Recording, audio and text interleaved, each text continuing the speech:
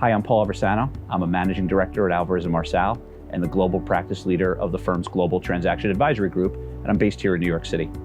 Wanted to give a year-end update on what we're seeing both in the economy as well as with M&A activity. Very interesting times as far as economic activity, particularly in the United States. We've been at and continue to reach record levels. There's a lot of reasons for that. Historically, looking back, we've had record low unemployment. We've had some uncertainty taken out of the market with the Phase 1 China trade deal, as well as some certainty around a Brexit transaction. We also seem to have stepped back some of the geopolitical risks around Iran, North Korea, even Russia.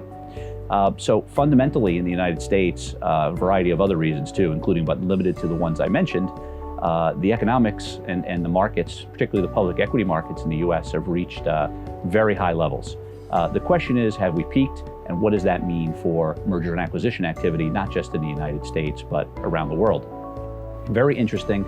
I think if you look at the markets first, you will see that in the short term, and we're going to continue to see increased activity. However, as we know, we should all be taking a longer term view when looking at the markets. And I think in the medium and the long term, I'm a bit of a contrarian, and I would take more of a bearish view on that. I think a lot of it has to do with uncertainty. And while we've walked back some of that as far as geopolitics, there's still a lot out there. And I think some of the biggest risks, in particular to the US economy, will be faced from outside of the United States. But more importantly, I think within the United States, we're coming into an election season. Elections bring uncertainty, and as you know, we have two parties in the United States that have vastly different views on fiscal and monetary policy. And until there's some certainty as to which way that's going to go, I think we're going to still deal with uncertainty in the markets in the U.S.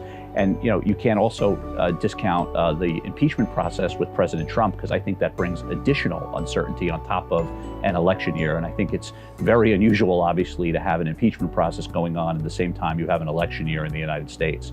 So, what I've been referring to as the last couple of years as the vortex of volatility, particularly in the United States, is at what I'll call almost an all-time high.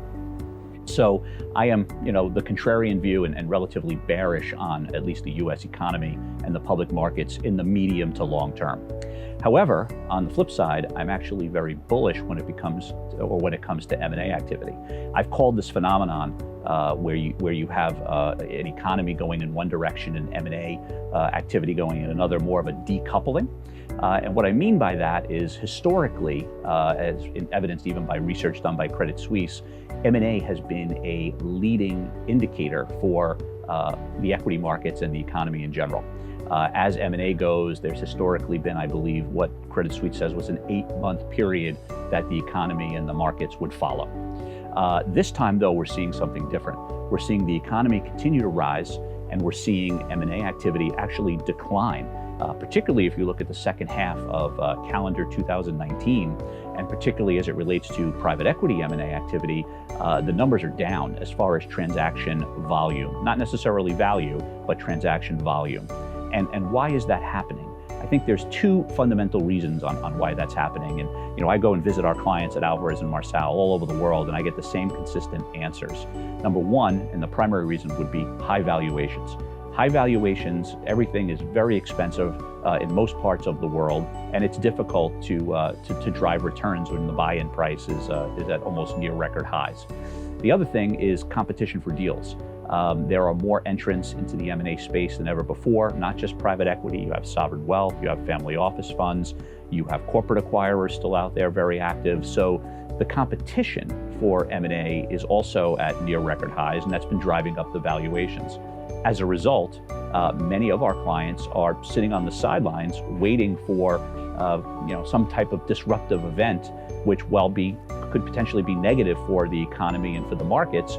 It could be very positive for M&A activity, because essentially would hopefully bring down valuations. And that money, that dry powder, which I think right now globally sits at about 2.4 trillion all in unlevered, that money is waiting to be deployed. I also think we have seen over the last couple of years, we've seen record number of fundraising into funds for special situations, for distressed investments. People are waiting for the economy to break, for some type of disruptive event, for some type of real volatility. We're in the United States, at least, we're in a record bull market. So at some point, it's just a matter of when this will end.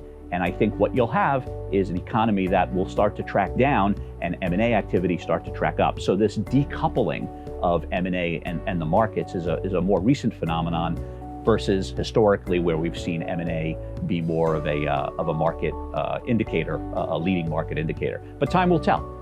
Again, these are unique views based on my personal experiences with our diverse group of clients globally at Alvarez and Marsal. My personal boots on the ground in various countries around the world with not just clients, but with our own people. I think, for those of you who are, transacting in this environment, I think the key is to take all of the various factors and variables into account, the risk factors that drive not just M&A activity, but drive the markets in general. And I think you need to take more of a holistic view. I mean, while it's challenging, and while there could be disruption and volatility, that also breeds opportunity for those that are willing to take on that risk. So we're advising our clients now, cautiously optimistic. We're advising them to transact, but de-risk these transactions as much as possible. Time will tell on how these deals in the current environment work out over time.